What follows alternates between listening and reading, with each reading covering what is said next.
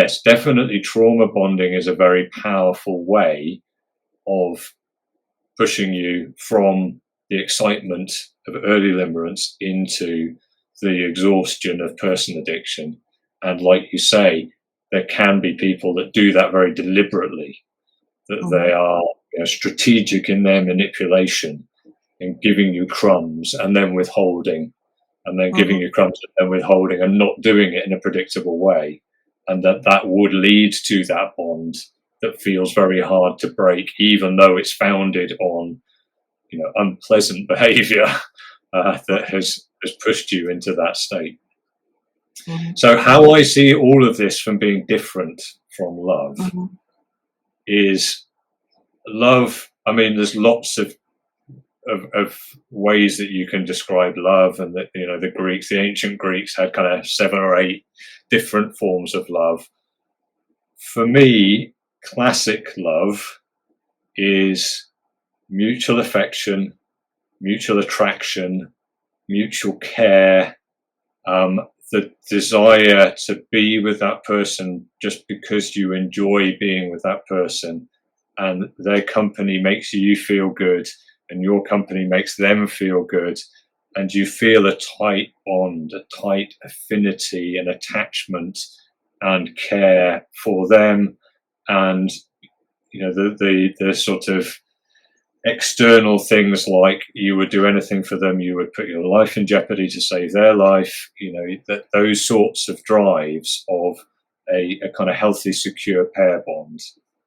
That is really, at a neurochemical level, mostly about oxytocin and vasopressin, and about the kind of attachment system. So that simply cannot develop in the early phases of a relationship.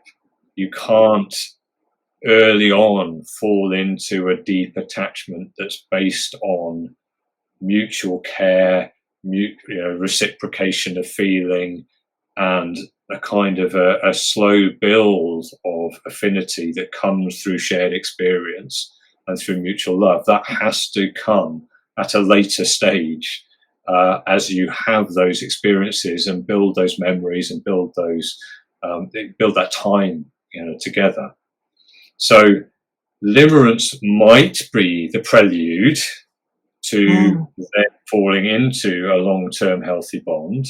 And again, using myself as a case study, that's exactly what happened with my wife, that I was limerent for her when we met, and it was wonderful and it was ecstatic. And as it turned out, she was limerent for me as well. So we got that ecstatic union of mutual limerence. That was, wonderful and exciting and so on. But we then did go into a phase where that limerence and that exhilaration and the tingles and the fireworks faded away, because our reward systems had adapted and habituated to the fact that, yes, this is a good reward, but it's been secured and it's predictable and you're bonded now, and that's all good.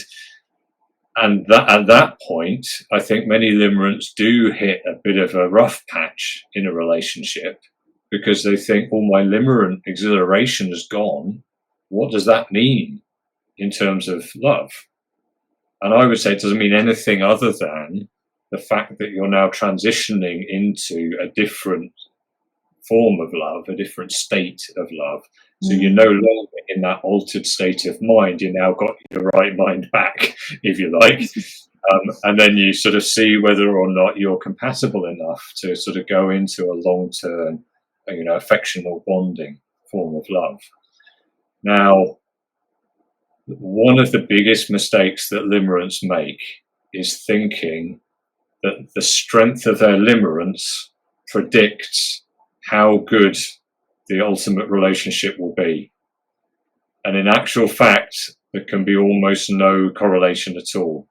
People can have, for reasons in their past and the life experience that they've had, they can have a tendency to become limerent for people who won't form a secure, healthy bond.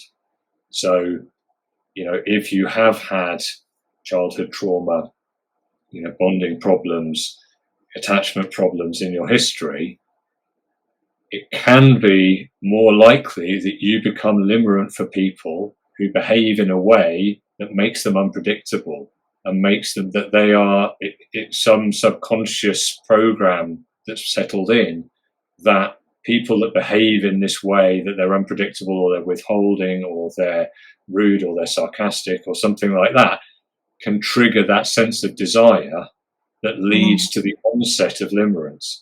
And unfortunately for people who are having that experience, limerence is kind of a warning sign, because if you tend to become limerent and feel that glimmer of limerence excitement over people that treat you badly or who you can see treat other people badly, you'll end up repeatedly becoming limerent for people that you can't form a secure bond with.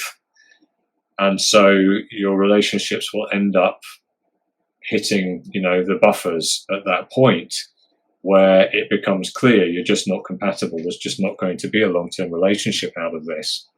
So limerence, whether or not limerence leads ultimately to healthy long-term love, depends on what it is that triggers limerence in you.